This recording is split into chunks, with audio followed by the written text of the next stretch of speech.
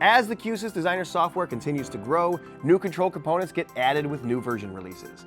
Let's take a look at some of the control components that weren't available when we first filmed this training course, which might be exactly what you need. Scheduling something to happen in Q-SYS based on a particular time or day of the week is traditionally accomplished using the Administrator tool, where you can use the command scheduler to target named controls, activate snapshots, launch PA announcements, and more.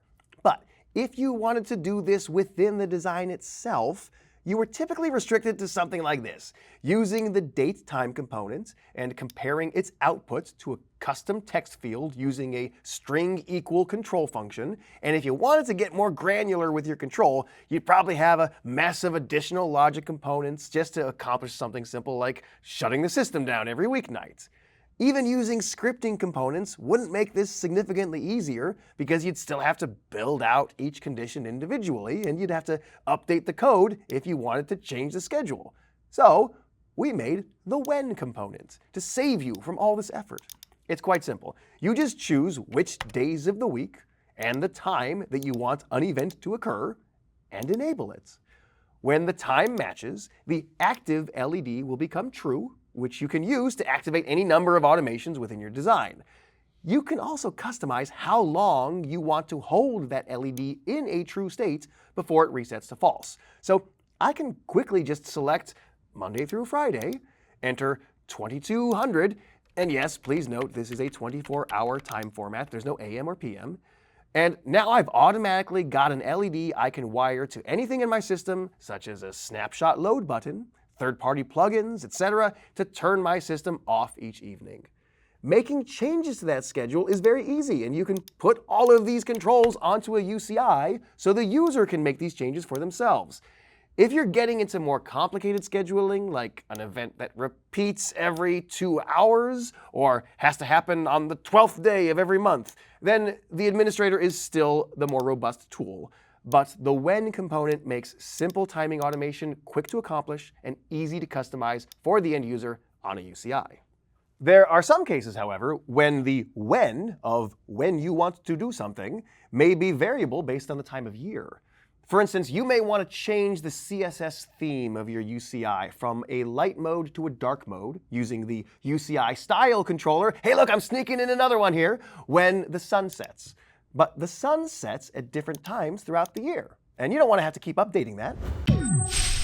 The astronomical clock gives you trigger outputs for sunrise, sunset, and solar noon, as well as a Boolean LED that is on during daytime and off at nighttime.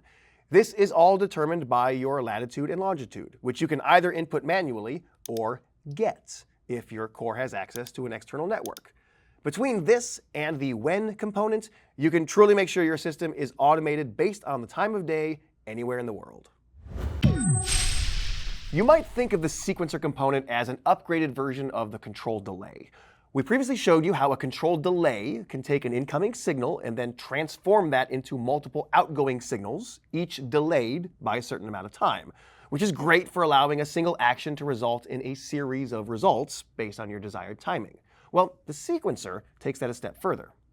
You can still customize how many outputs you want, but the sequencer gives you individual output LEDs that are turned on in sequence and remain on based on their own customizable length parameter. So do keep in mind that the active LED goes false again when its step is complete. So if you want to activate something that is also a Boolean control, like another toggle or LED, be aware that this will turn it off again too. Whereas if you wire the outputs of the sequencer to trigger buttons, that's a great example of how you can use the rising edge of a toggle button to activate a trigger button, whereas the falling edge, when the toggle turns false again, will have no effect on the trigger. Another difference between the sequencer and the control delay is that the sequencer genuinely operates in sequence. With a control delay, all delay timers essentially started simultaneously, whereas the sequencer does not move to its next step until the previous step is complete. And if you need a delay between steps, you can customize that as well. Most importantly, the sequencer has a stop control. So if you need to interrupt the sequencer while it's operating, all you have to do is activate that momentary stop button. This was something the control delay couldn't do. Once the control delay input was activated, nothing could stop it from finishing its task short of a random, violent power outage. You can also set the sequencer to loop by changing its properties so that it will run in perpetuity once it's started until you stop it. The applications here are limitless, not just from sequencing short-term events, but long looping delays could let you do something like slowly change the color of your coworkers' lights by a tiny amount once a week until after a year they think they're insane because didn't those lights used to be blue? No, Jimmy, they've always been green. You're the crazy one. But let's look at something more realistic. Let's say you want to start a 60-second timer after a user turns off the display in their conference room. And at the end of that 60-second timer, you want to send a command to turn the lights off in the room and reset it so that it's ready for the next occupant. But if any activity is detected on the touchscreen controller in the room, you know they're still in there doing something. So we'll use that screen touch activity in the room to stop the sequencer. And then, hey, guess what, control delay? You're still useful. We'll use you to trigger the start button again a moment later, essentially resetting the 60-second timer every time the user interacts with the UCI.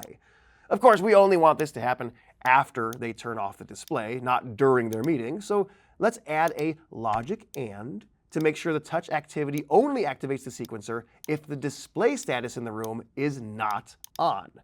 Remember, whenever you're building automations into your system, spend some time troubleshooting all the possible conditions the system could be in to make sure you've covered every eventuality. We haven't covered every single control component in these videos, so if you see one that looks interesting to you, be sure to check out the help file to read all about it. See you next time.